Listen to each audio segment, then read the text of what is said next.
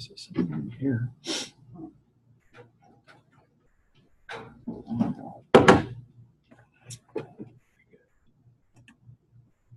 Kevin out there. Oh.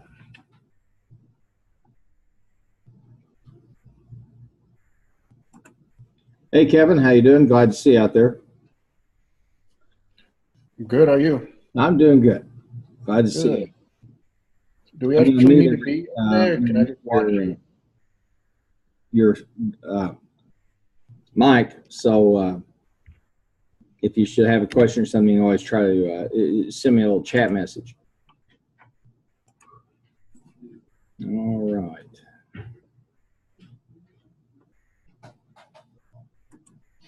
Yeah, we're good down there.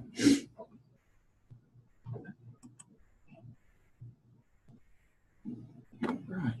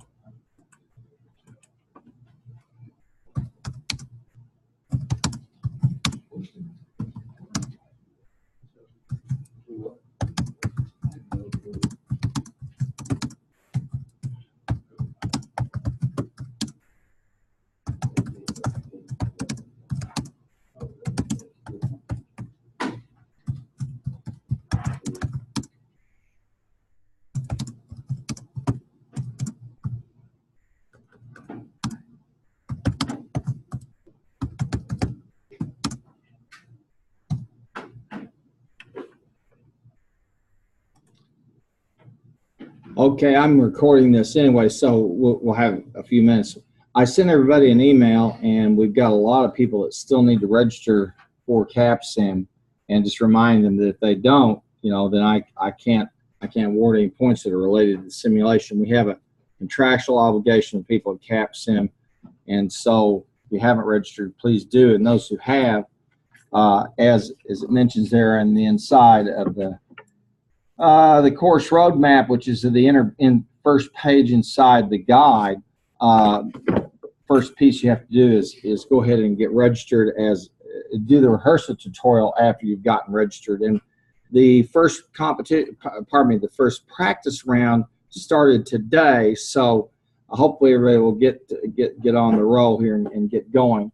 I have, as people come in, assign them to teams. And as far as I know at this point, the teams are okay. This is where we are, and we're going to look at just, again, an introduction to simulation and the nature of decision-making, probabilistic game paradigms, and effective decision-making. We'll probably I'm going to go about an hour, hour and a half, and give you guys time, if you want, as teams to work together. Now, want to make sure that you know that CAPSIM has got some ways that people can collaborate, and these are the people right now who have registered and who are in a team.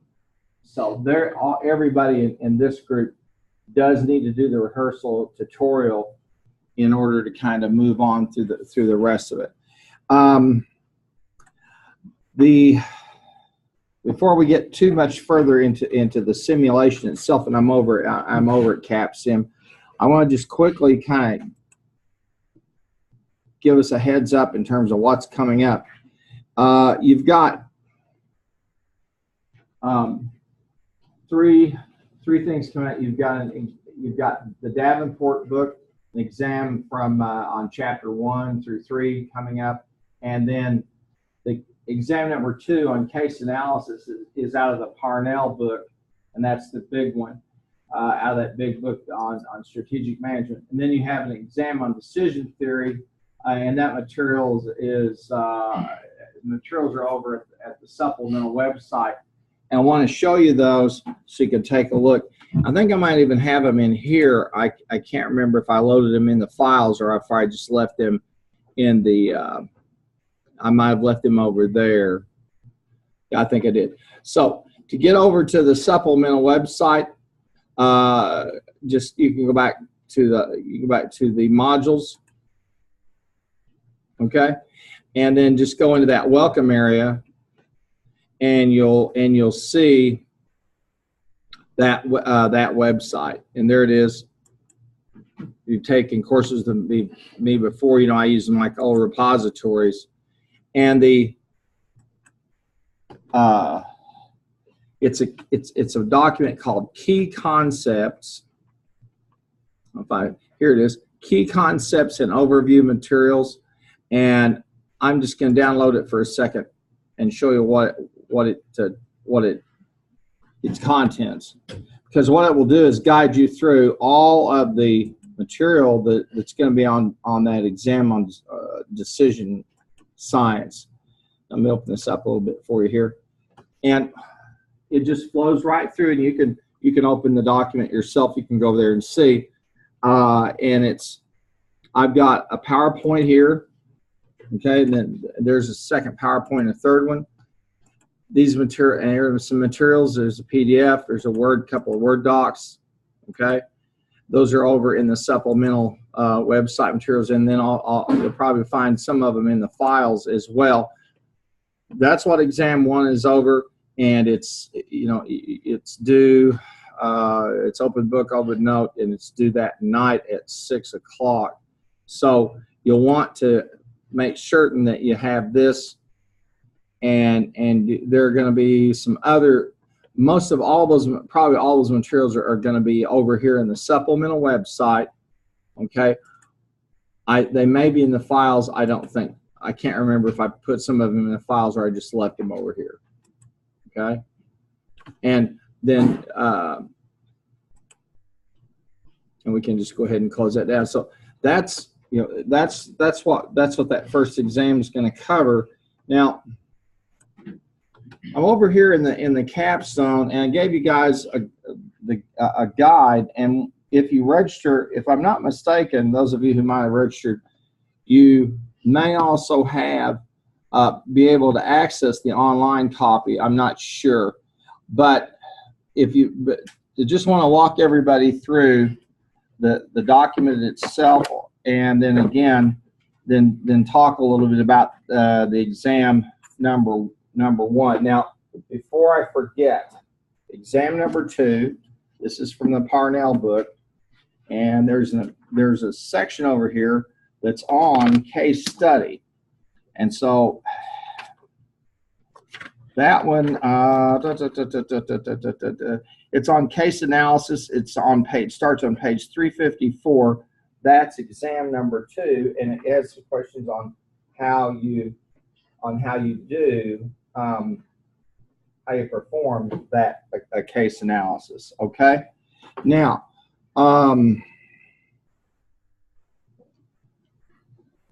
this is the dashboard. Now I would assume you see pretty much the same dashboard I do. I'm assuming that when you log in, you'll probably just let me log into a team, and so it'll be more simulated. It'll simulate what you guys, and I can look at, and I'm going to log into the Andrews team. And thanks for getting some of that information to me. Now, there are 3 steps, okay? The introductory lesson quiz, okay? And then the rehearsal tutorial. And then there's a situation analysis, okay? And and then you're ready to go to practice round 1. These are, and I'm able to take a gander and see how many times folks have logged in and get an audit trail to see what they've done and all that business. But in order to get to the first practice round, you've got to do these 3 steps. And the situation analysis basically tells you, okay, at this stage of the simulation, at this round, what's the price, what's the ideal price and position for these different products, for these product segments. And so and one of the things about this guide. It's not. It's pretty well organized. So if you want, if you want to see some on the situation analysis, you can pop over to page 21. They'll talk about that. Okay, and they even will provide you a little video if you want to take a look at. They've got help and all those kinds of things available to you to utilize. But the guide, this is really the thing you're going to be using, and the Bible that you're going to have. And as I walk you through the situational analysis is the perceptual map. And remember, that's the size versus performance. And then the demand analysis, the capacity analysis, the margin analysis, and the consumer report. And they walk you through what each of those are so that you know where you are in a given round, what is the ideal spot. Now, this is, I admittedly, like drinking a lot of water out of a fire hydrant at first. But if you take a look over on page 3, you'll start to see what they call that section deals with the industry conditions. And when we pop over to page 4, you're going to start to see the key, product features that go with each of these products, regardless of the segment to which they are trying to appeal. Okay, and if you'll take a look there, they'll show you the price, the age, the MT, mean time before failure, and the positioning, and then they show you a perceptual map. And here they show you an example at the bottom of page 4. And notice what happens. And notice here are the 5 segments. And you'll notice they start up in that northwest corner. And then over time, it has what we call a southwest drift. And that is, over time, the demand for performance goes up and the demand for the size of them comes down. So they want them to be, they generally become smaller and more powerful. And this is pretty consistent with what you see out in the electronics industry or these types of products. So in that sense, it's extremely realistic. Now, what I've done with this simulation is I can create conditions where one of the following, where the market is shrinking, which is a really tough one. I can put it where the market changes at random fluctuations, so you don't know from round to round which one. I've chosen the one where the growth overall in the market is 7%. Now that overall market growth is not going to be evenly divided among those different segments. Okay, so you'll want to take a look at that, and each week as you get ready to do the simulation, you'll need to take a look at that and become familiar with it. Now, I'm going to go back and I'm going to show you the what we call some of the industry reports, the debriefings, the decision summary, and then they have scoring. Okay, and we've got the industry rosters, and let me show you some of the reports that it will provide for us. Now, again, let me stop before I go any further. Each of the rounds in the practice rounds, like practice round number 1 started today at 1 o'clock, and it stops at 5 a.m. So it processes a week from today, on the 18th at 5 a.m. So you have to have your decisions made at that point. So you'll go through a process, and when you do the rehearsal tutorial, you'll understand what I'm talking about in terms of making those decisions and how you're going to be able to do that. Now, then it'll auto process, and then you'll start practice round number 2, and that goes to the 25th. So you could see it starts moving pretty rapidly. Okay, so and I have the full schedule for you over there in Canvas. Okay, now I have a message here that says the course is scheduled to auto restart on October 9th at 10 a.m. and that's when that will go to competition round. Okay, now there are a couple of checklists that they have if you want to keep yourself in terms of get yourself in terms of what's going on, and that's the Capstone Excel. That Excel file. And then they also have a capstone debrief where at the end of each round, they'll give you a debriefing of what happened. Every group, every team will get a debriefing. And part of this is learning how to make those adjustments. The guide will help you some. And let me say this, all publicly available information is up for grabs. You're going to find people out on YouTube who posted stuff. I have included over in Canvas the report from a team that did very well. Okay, so there's nothing wrong at all with doing that. You know, imitation is the sincerest form of flattery. And in business, if somebody's doing something that's working, adopt it and use it. It's not like you're not stealing trade secrets, but the strategies and how they perform those operations will help you a whole lot. The practice rounds are designed to be practice, okay? And you really do want to keep track in terms of what happens as you go through those. Now, I want to give you just an idea of the kind of reports this thing generates, okay? There's the industry condition reports, and I'm going to show you that one. Now, this will show you, okay, at the very start, in terms of size and performance, where each of these products are in the perceptual map, okay? And as I've said before, they have what we call a northwest to southeast drift. And you can see within each of those circles is a little point. That is the ideal position for the traditional, the performance, the high end, the size, and the low end. And each of these have, okay, each of these have their own type of, features that appeal to different parts of the market. And you can go ahead and download a PDF of that report. It's pretty. Capson's about giving you lots of documentation, but you'll want to know that what the industry conditions are, and what that will mean is at round 2, round 3, round 4, etc. This will move. This will change, and so you'll need to be aware of that. Plus, you're going to need to be aware of what are the buy factors for each segment. And you say, what are you talking about? If you look over at page 5, okay, in the guide, you're going to see it walks you through the buying criteria by segment, okay? And they walk you through for a traditional, okay? And the age is 47% of the buy decision, okay?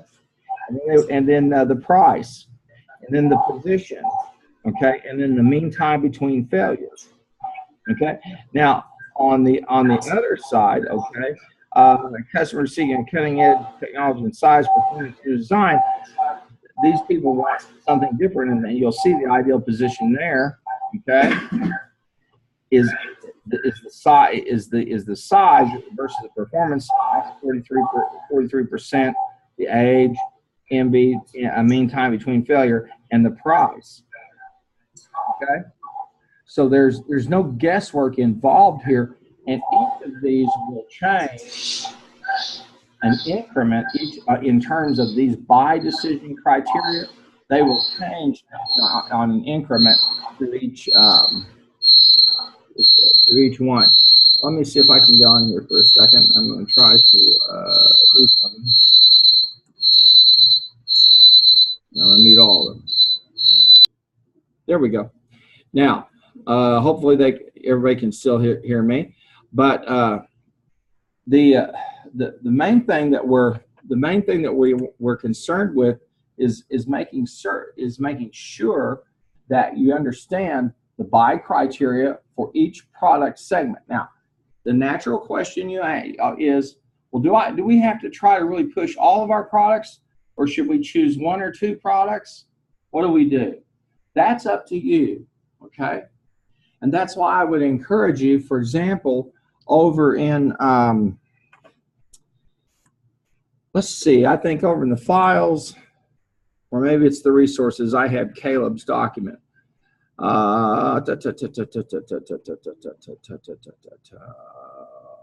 Here's one group, Baldwin, that did very, very well. That's available for you to take a look at, and their board report is basically, it's a narrative of what they did each step of the way. And let me go over here to the modules, and I think that's where I have, maybe I had put Caleb, and yeah, there they are. Caleb Stogner. This team blew the roof off, and he found an algorithm and a way to do this, and everybody who's adopted that method or tried it have done very, very well. So I would really encourage you to take a look at it, because those guys started from day one. They were like at the 99th percentile from day one and never wavered, which meant that they had a performance level or a score better than 99% of all the other teams, round by round by round. So that there's information. Now, if you go out and you go to, if you just do a search CapSim, help, CapSim, whatever, you'll find YouTube videos. You'll find people posted stuff. So there's a lot out there to give you some help. And I don't have a problem with you using that, okay? So don't be bashful about getting some help in that way. Don't be bashful about using the help that's available for you in terms of the, in terms of that, of the CapSim. Now, we're over here in these, here in this biome, and let's take a look for just a minute, okay? They're on page 5. And let's take a look at page 6, okay, and where they talk about the positioning, okay, and they talk about buying criteria and customer survey scores. Again, there's no secret in terms of what the people in the market want for a given segment. It's up to you to dig through that and find it. And you'll notice there on the right-hand side of the page, they talk about the positioning score and the rough cut, okay, and the fine cut and the ideal spot and segment movement, okay? And each of these segments, they change in terms of position, in terms of performance and speed at differing amounts based upon the segment to which they appeal.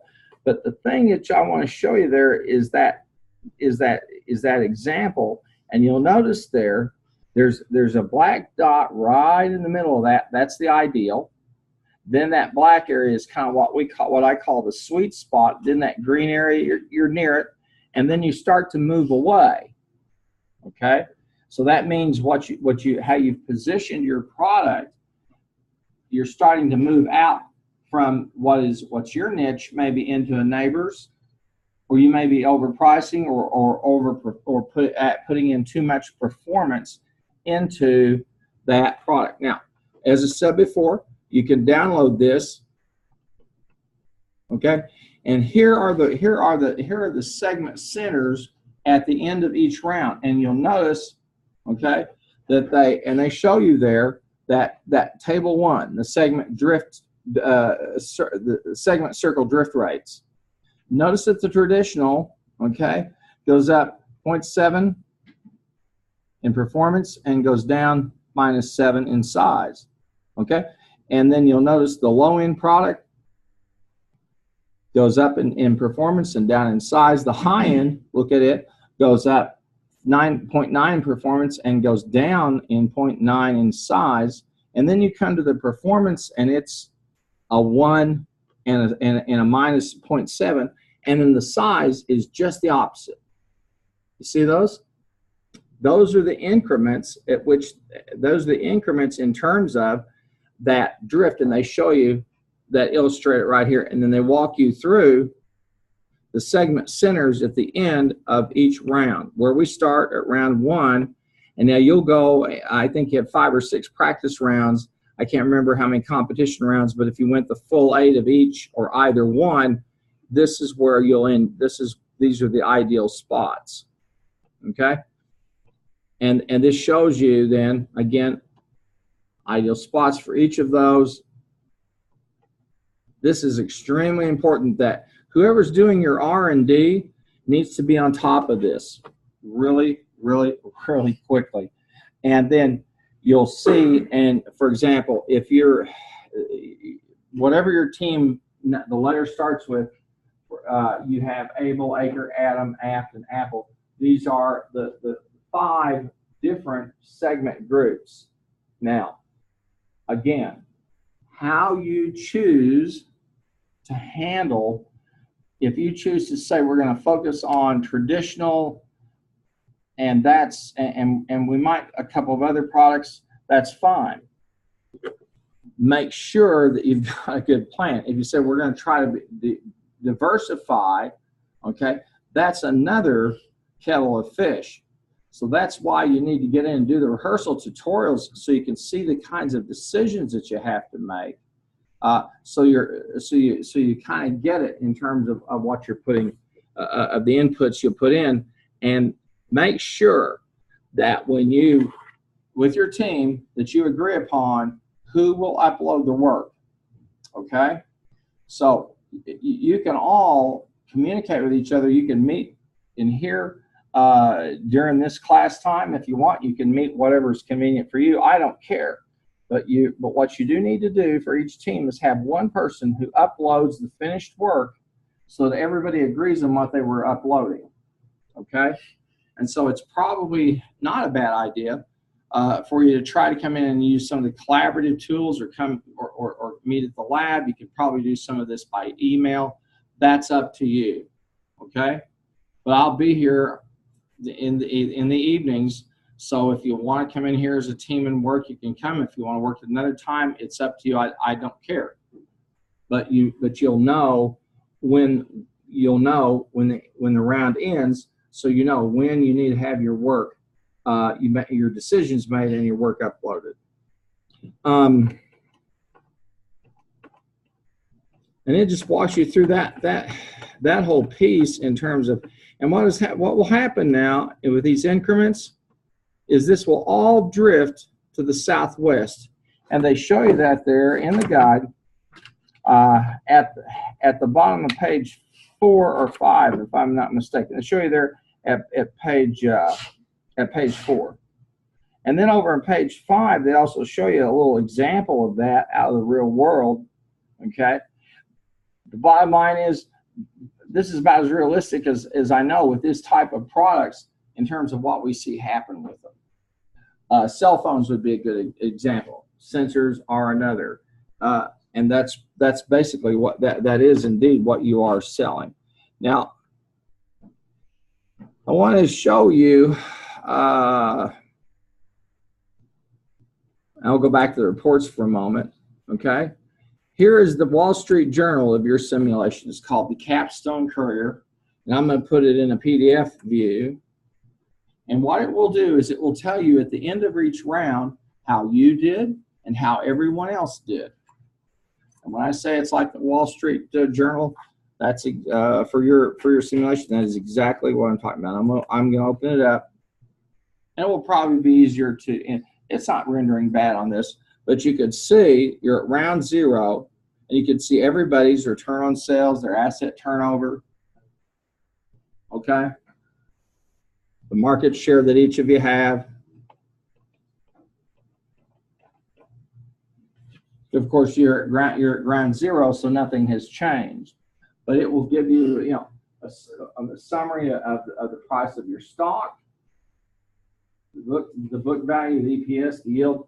So this is, again, the two most important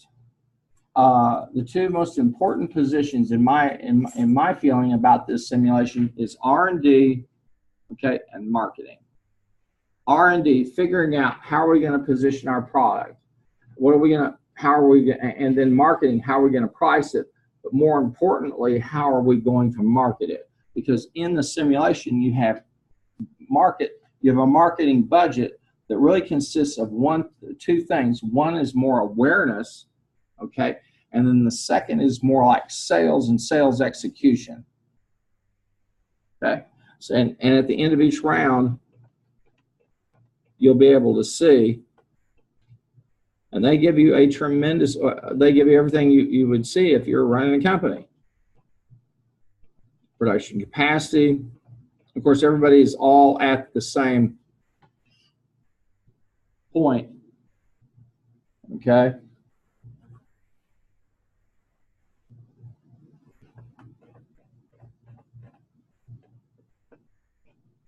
And they'll show you the perceptual map. This is for the traditional, and they show that for the end of the year.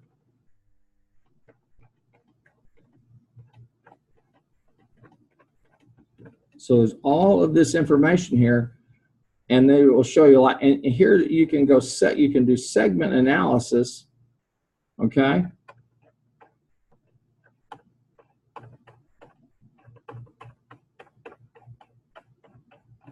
So there's a lot to digest there.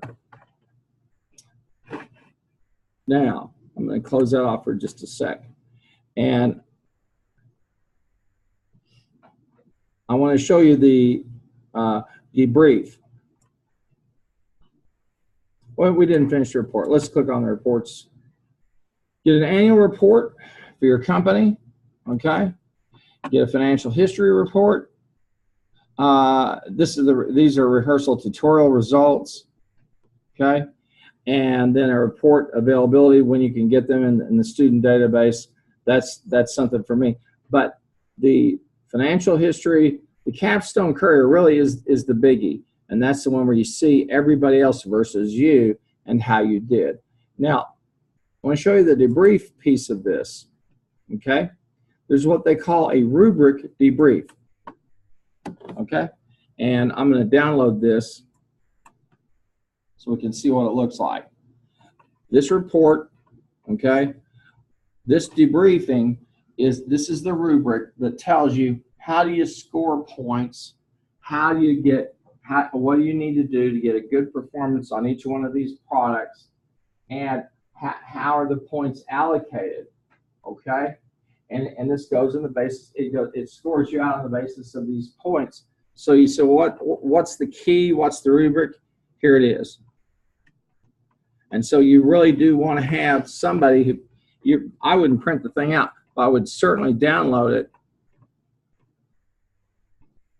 and have it, and they'll take you through every single accounts payable, asset turnover, sales to current assets, plant utilization, you name it, and they'll show you what is this rubric will tell you what is a good performance in each of those areas. So that's something that, you know, I think you definitely want to take a look at for sure. And again, your R&D people need to be on top of this one real fast. Now, and I probably just whacked myself out of there, so I'm probably going to have to log back in. Let me go back over to Capsim.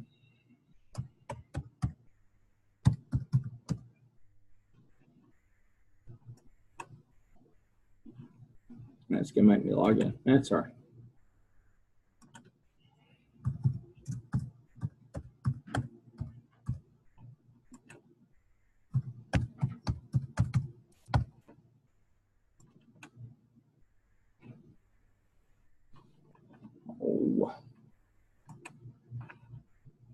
Oh, that's what I'm in there.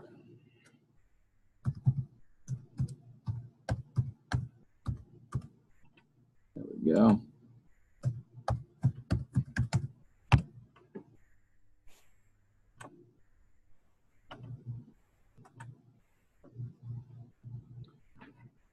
Okay.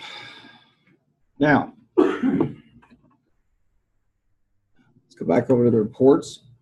And again, the courier, the annual report, and then the debriefing. Now the rubric, we saw that. Then they will give you bar chart, a picture of how you did on the latest round, okay? Then they'll show you results to date, okay? And then they have some custom reports that you can make choices on your own in terms of what you want to look at, like ROI, ROA, or your sales, or anything of that nature, okay? Then you'll also get what they call a cap debriefing, and this will tell you, okay, here's where you went wrong, here's where you did well. So you will get some feedback in terms of how you're doing. Then there's the decision summaries, okay? And this will show you the official decisions that you've made, an audit trail, and a history of all of them. Okay? So you'll have an idea. Now, it processes this stuff fast. So, you know, I have it processing at 5 o'clock in the morning. So by the time you're up next week, the first practice round will have come and gone, which is why some of us need to get it in gear. Now, the industry scoring, okay? I'm going to show you this okay?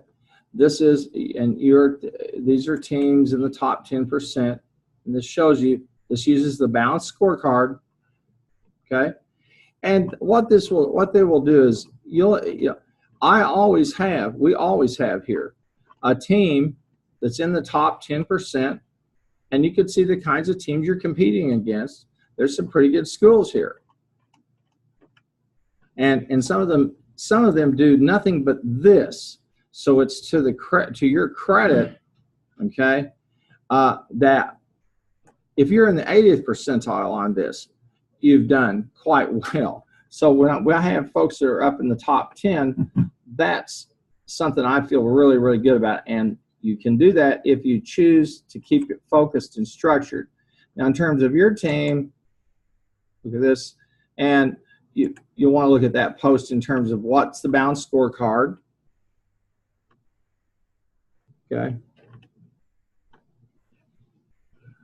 So those data are there for you in terms of what you'll need. So I'll close off that balanced scorecard.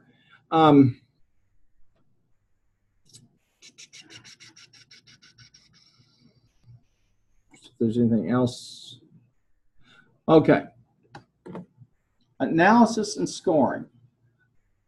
Now, by the time you've finished with this, all right, this won't seem very imposing, and you'll have learned it inside out and how it's working. The bottom line is you just have to get roll up your sleeves and go work and get in there and figure that out. But they'll give you an analyst report, okay?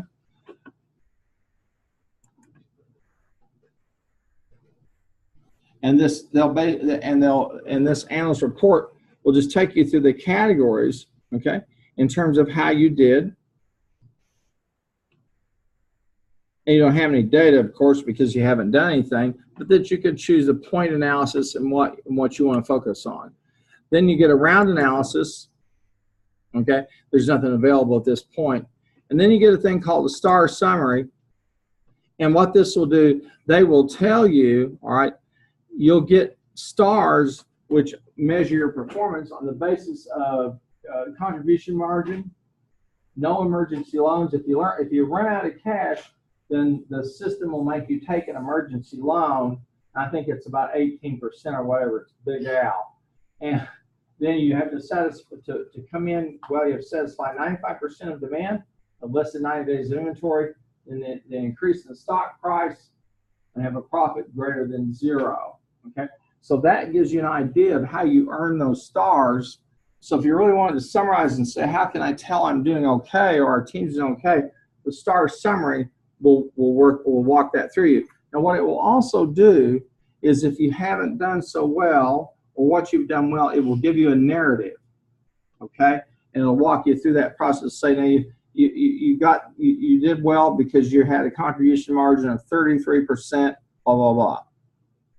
But you didn't do so well because you had your cash flow was bad, and so you had to take out an emergency loan, okay? So there's a lot here, which is one of the reasons why, I pretty much have said, I'll be here in the evenings, okay?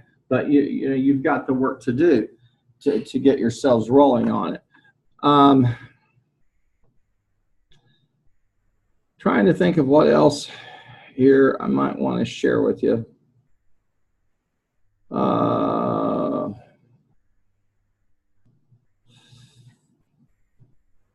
Well, I've got I have the rounds posted over there for you. And again, they've got pretty decent help and support, okay? And it will be up to you to it'll be up to you to collaborate however you wish, however you want to. Now, what you might want to try is this, and I could do it tonight. I can create some discussion boards for each of the teams if you would want to do that. That'll be up to you. Or if you've got another way you want to collaborate, I don't care. And then I think the Capstan has a collaboration tool. I'm not sure how good it is, and I don't think I've ever had anybody use it. But you can, if you want, create some discussion boards. Again, you might just do everything by email. You might meet at a certain time. That's up to you. Okay. So you say, are you telling me that if it's better for us to meet at a time other than tonight? Yeah. Okay. The main thing is you've got the work to do, and you've got the work to do, and you need to get rolling with it.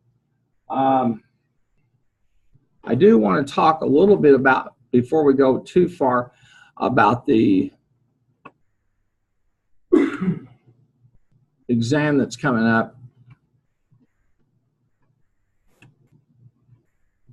And as usual, if you've had a course with me, you'll see I'm going to provide you some type of resource to take a look at. Okay, and this is an interesting one that SAS has put together. It's a white paper where they look at predictive analytics and customer, what they call CLV, customer lifetime value. Now, the exam on decision theory, okay? Let's take a look at that for a minute because I want to talk with you about it. There's the Davenport. That's fairly easy to understand. Okay. Okay. Now, the exam itself, okay, it's in a Word doc. It's in the Files section in Canvas, and all you have to do is go in there, and I have the item, and then put your answer here, okay, and then just upload the thing, and we'll go over it that night. So it's due the 25th at 6. So that night when we come in here, we'll go over it and then submit the score, okay? So let's go over to the Files section for a minute. We'll find it. And let's look for exam 1. And I think I have it over here. Exam 1. I thought I put it over here in a there it is in a docx. Okay, you want the I have it in a PDF file and then in a docx. I guess because I wanted to confuse myself and everybody else. Let's download it for a second. You'll see.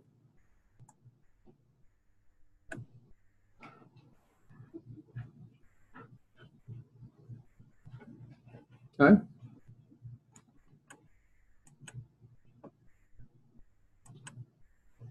And you can see, here's number 1. And you will find the answers to all of these over there. Remember that key concepts and materials document shows the PowerPoints, the PDFs, all that. That's where you'll find the data, the information for these. You can just download the thing, put in your answer, okay, and then upload it. And we'll go over it.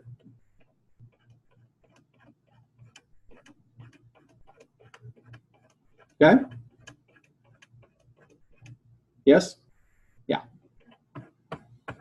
And again, that night of the 25th, I'll be here. We'll go over it. So it's due by 6 p.m. on the 25th. Let's see what else we got going on here. Now,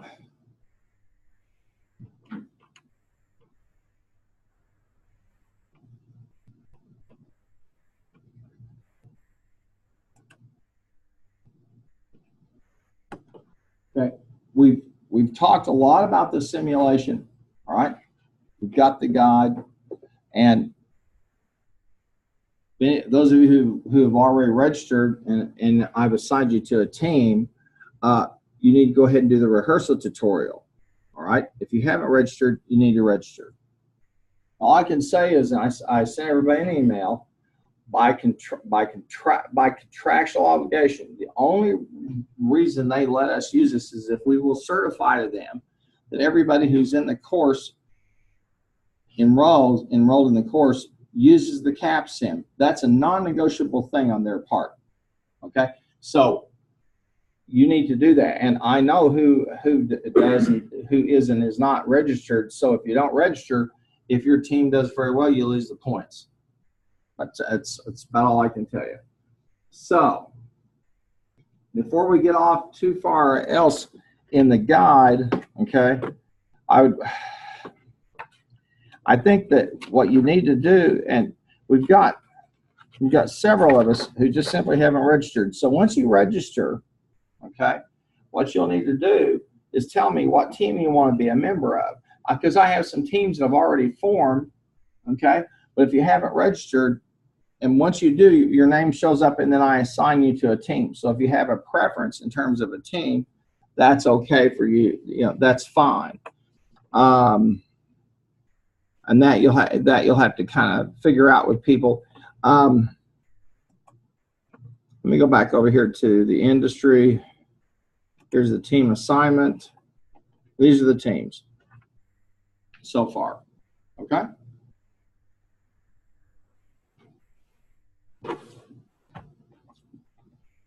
So what happens is as people come in, as they register, I just assign them to a team if I know what team they want to be a member of. If I have folks register and they don't tell me that, I just stick them in a team to try and get a load balance.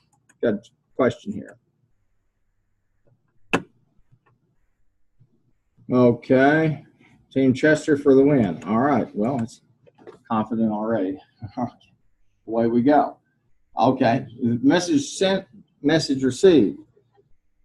I'm impressed. All right. Now, what can I say? There's one in every crowd. All right, folks. Now, let's go back over to the module. And you've seen exam number 1. You know it's in the files. So let's go back over now to the supplemental resources so that you make that connection. Here's the supplemental website. And if you've taken classes with me in the past, you know these are just old Google websites where I've collected junk over the years.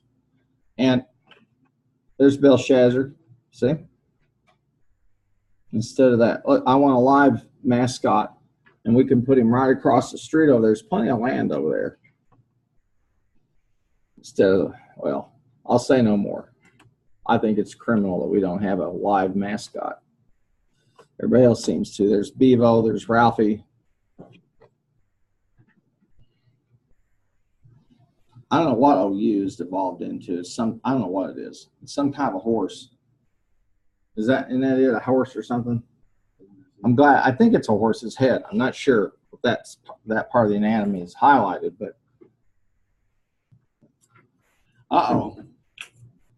But I'll tell you a quick secret about if you do bring him back, make sure that you don't feed him too much prior to a basketball game appearance, because there were some disastrous results. What they do is in the old field house, which is where the parking lot over there now is in Noble, they'd have dry ice, and out he would come, Belshazzar. And folks would go nuts. And it's pretty cool in the morning. So you go out there and say, "Hey, bro, what's happening?" And he'd respond. So I found out we'd done away with him. I was stunned. Oh, well. Now, the key concepts, all right, and I'll find it again here. It's the key concepts and materials overview, and I'm going to download it.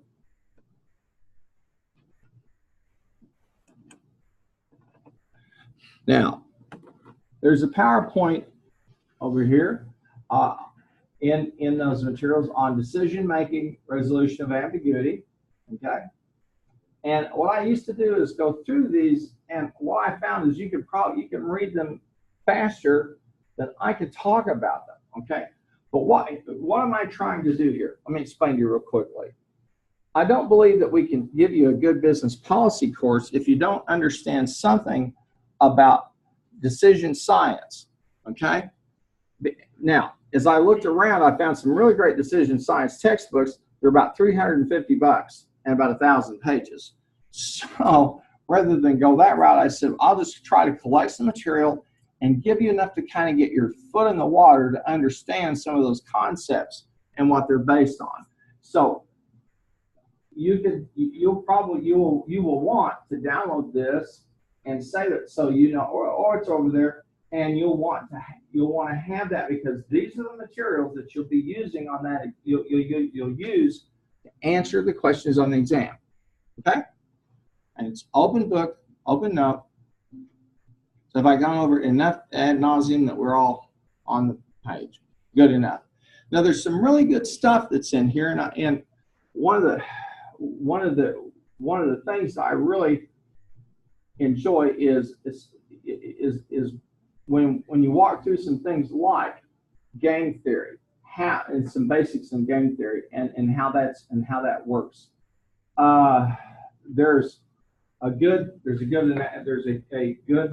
summary of that book, competing on analytics, okay, and which is one of the textbooks in the course, and an introduction where we talk about payoffs, opportunity, the value of information, where you divide a payoff matrix. Likelihood, there's a PowerPoint that talks about likelihood versus probability, and they are two different things, although mathematically they're the same. Rational choice. So again, you'll want to use this to guide you through gathering the materials to answer those questions. So if I were you, I'd download this or have it handy, and then as I walk through the questions on exam 1, I'd be ready to go. Now, I'm going to just bring this back down, and we'll go back over, and I'm going to go up here to the syllabus, okay? And it's due the 25th of September, and I give you the instructions, and it's over in the files, and download it, mark, and put in the correct answer, all that bit. Everybody clear on that? Yeah? Okay.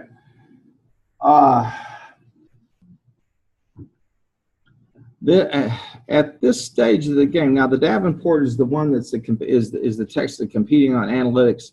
Exam 2 starts with case analysis. I want to take just a minute to talk about that, because I think it's worthwhile for you to have a good sense of what we're talking about. So you ought to have your big text. If you don't have it with you, shame on you. I'm going to pray that you have punishment rain down on your head. No, but the page 452, if I'm not mistaken, talks about case analysis and how we do it. Okay, and if you'll take a look over there, is it 452? Maybe I'm wrong.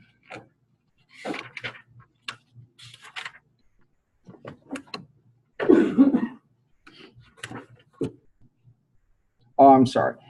Case analysis 354. Okay. What this textbook does is page 354. Is it tries to give you some of the theory, okay, and then how those theories get applied or worked out in what they call a reading, which is one's kind of insulated incident or situation. Then what they call a traditional case, which is a full-blown case. There's some instructors that will use this text, and they'll just take one company and they study that one company the entire semester. I don't think you get too much out of it. But if you take a look there, you'll see, and they walk you through about case analysis, how to do it. I think it's incredible that we make you do so many case studies, but we don't really show you how they're actually done. And the people who invented this were the people at Harvard Business School. This will help you understand a little bit about your background or your discipline at around, I guess maybe the 1930s, 1940s. Business schools were really starting to be developed because people said we need to train people to go out and run companies. because the United States was undergoing this huge expansion, and we had all these companies that were started by entrepreneurs, but then they'd get so big that people didn't know how to run them. And the owners would say, I'm a craftsman, or I know about oil or this or that. I don't know how to run a company. And so business schools started being created.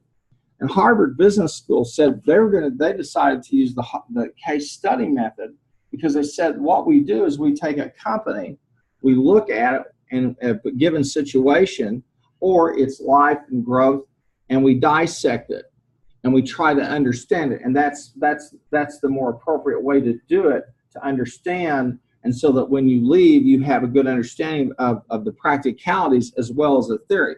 But they always try to get you to make the link between the theory, okay, and the practice.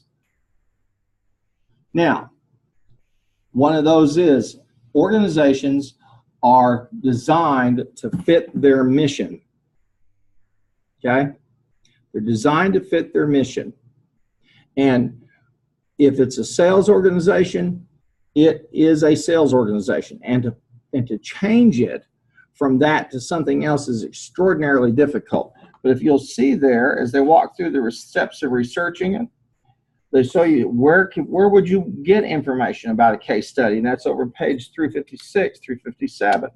Okay, again, this is open book, open note, but I think good for you. And then finalizing your report. And they have things, and they have some items over here on real-time cases. So they have readings, real-time cases, and traditional cases. Real-time cases are maybe a little bit bigger slice of a company. One of them is Allstate, okay, and some of the issues that involve them. I think they've got one on Amazon, American Express, all the major companies, and this takes them at a point in time and says, okay, let's analyze and see what happened with them. Okay, so that kind of brings us to some things I want to bring to your attention. All right. This is, you'll take a look over here in the syllabus, and you're going to see this thing called a self-developed quiz, all right? Now, what I really do believe is that in order for you to understand a reading, this is the small little slice, okay? And let's go over to page 18 in the Parnell textbook. It's the big one. You ought to have it with you. If you don't, bring it. And they have a case there, okay? And this is the China challenge, doing business with China. I want you to develop a quiz, self-developed, on the basis of that, because I feel like that before you need to kind of master or understand the facts of the case before you can do anything else. Now, what I also find is that you'll tend to write questions that will intrigue you. You'll intend to create questions that make some sense and help you learn. And so I give you some instructions, okay? And it's due. Let's go back over here, and you'll see on the 16th of October, you have a faith integration essay. Let's talk about that for a moment.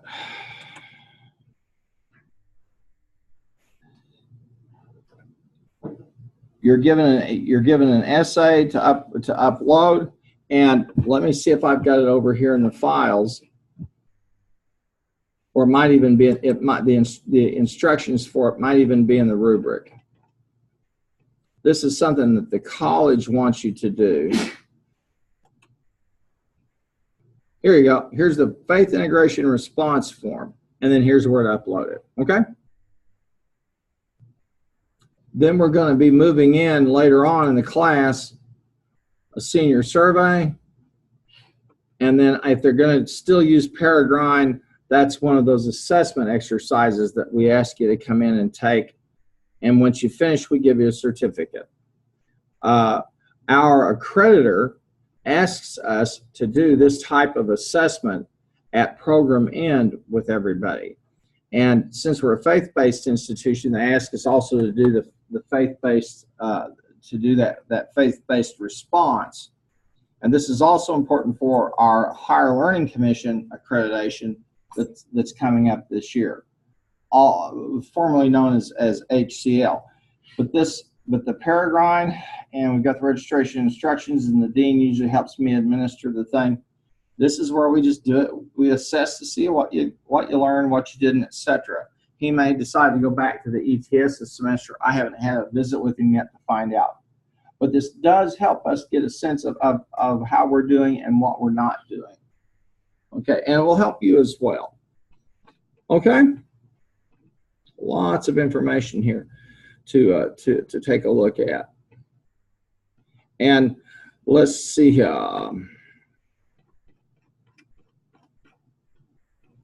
Okay, that pretty much does it. As far now, let me stop because I've been throwing a lot of information at you and try to answer a question for you if I can do that. Question? Yes. Like just say, for instance, if one of the groups is like terrible on this, is this like basically like you know?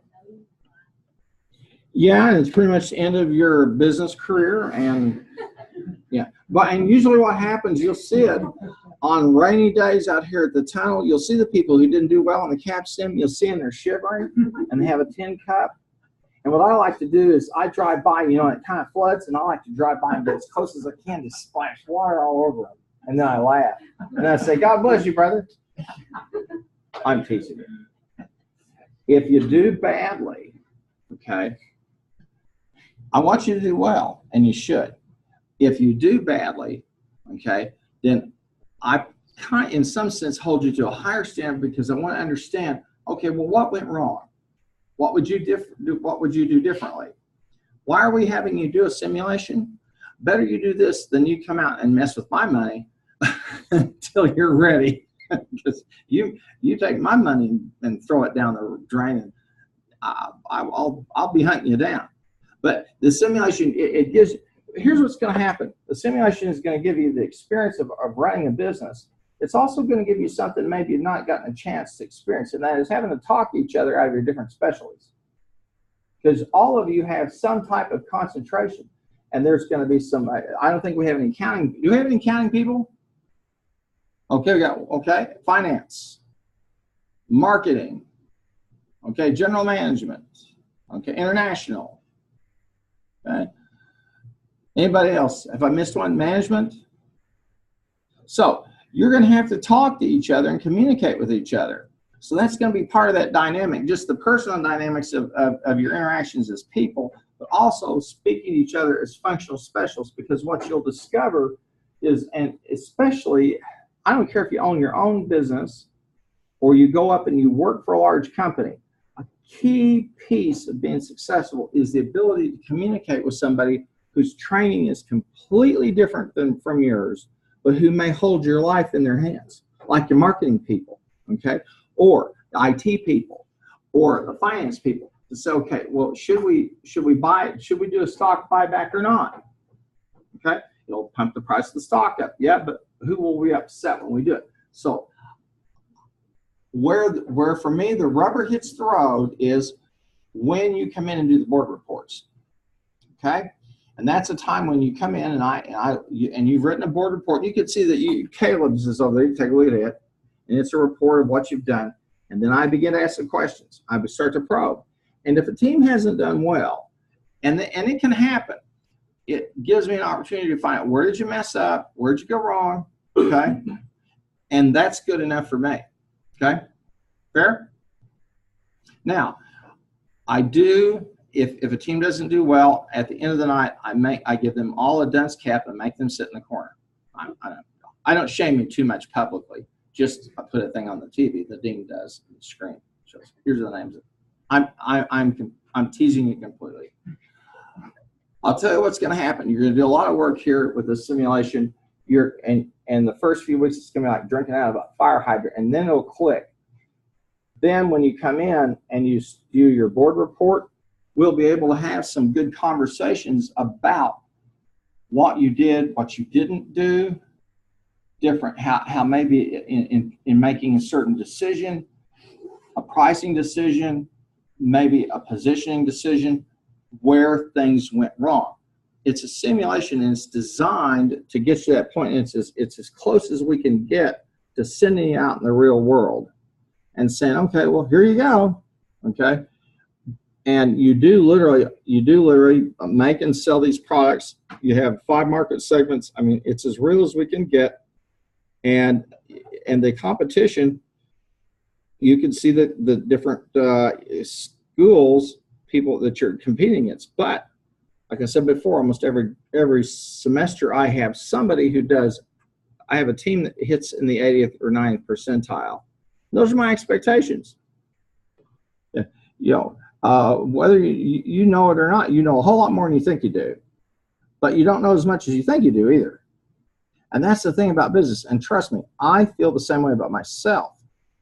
I've been working out there in that field a long time, and I can tell you, you're learning something new every single day, and it changes.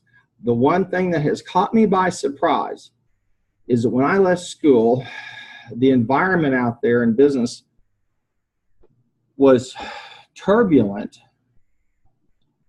but not like it is now. And that is where people that were brand names, big brand companies, they're gone. They make a decision, poof, they're gone in 10 years, 5 years. And the rate at which change is occurring, and I think the one thing that has really hit me is the international competition. We have, and when you go through and you look at those percentile score, when you go back, you see those, you're going to see schools from all over the world and from just about every continent. They've got good business schools. They value education, you know, and they understand that learning and education is the key for the future for them. And so they want to have a good lifestyle, and they've decided, hey, there's a market and we're going after it. And so we have to try to respond. And I think that's been the biggest surprise for me, is how international firms have come in and just overwhelmed us. And I'll tell you, probably the best example would be Fox. You know who owns Fox? Where you get all your news about being a patriot and being a good American? Fair and balanced coverage. It's owned by an Australian family, the Murdochs.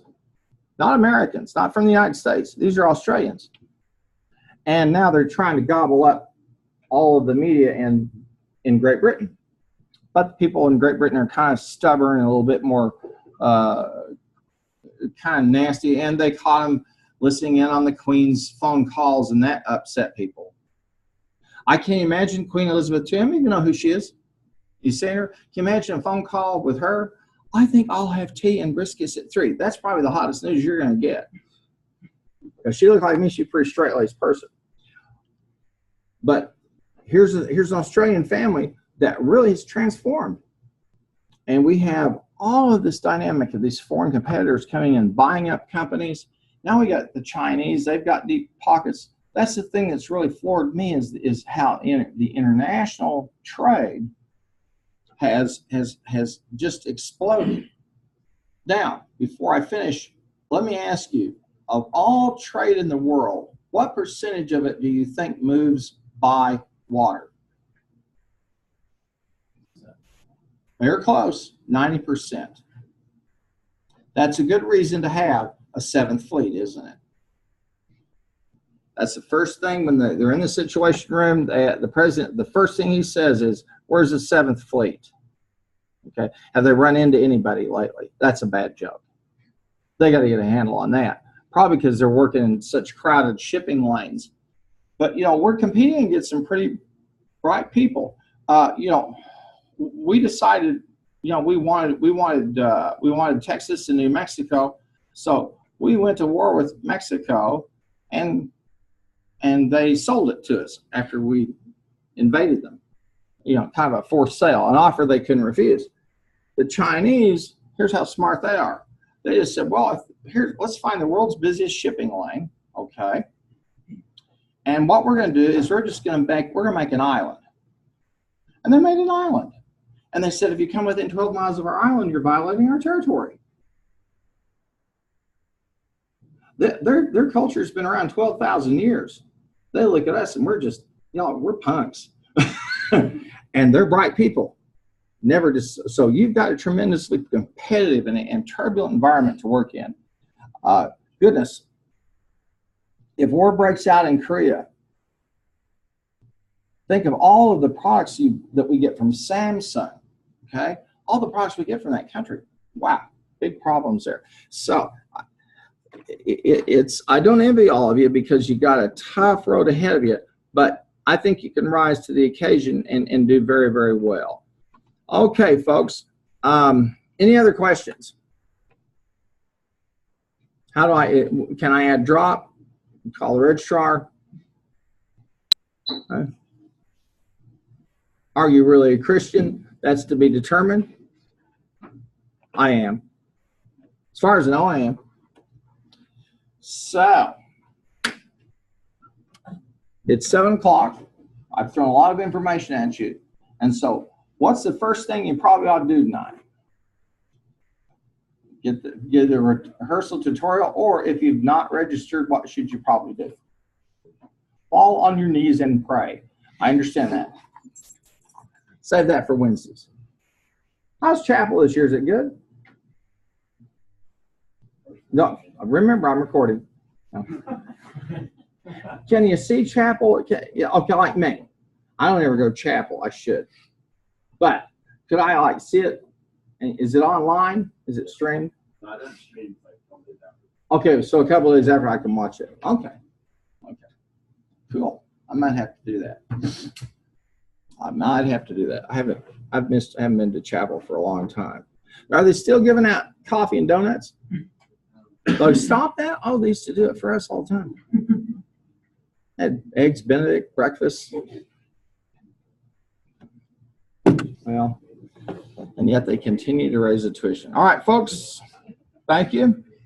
And I'm going to shut this off and I'll let you get to work.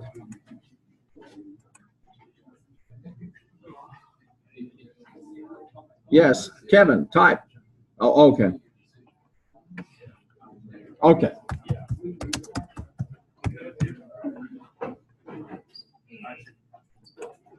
Folks, have a good one. Let's get rolling.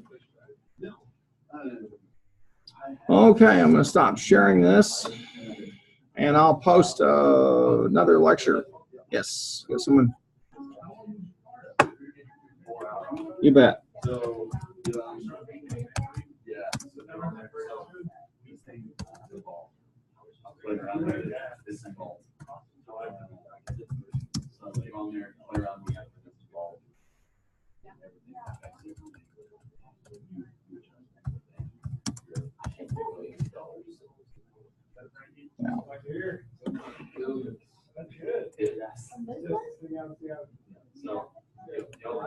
Okay, folks out there, I'm going to end the meeting, and have a good one.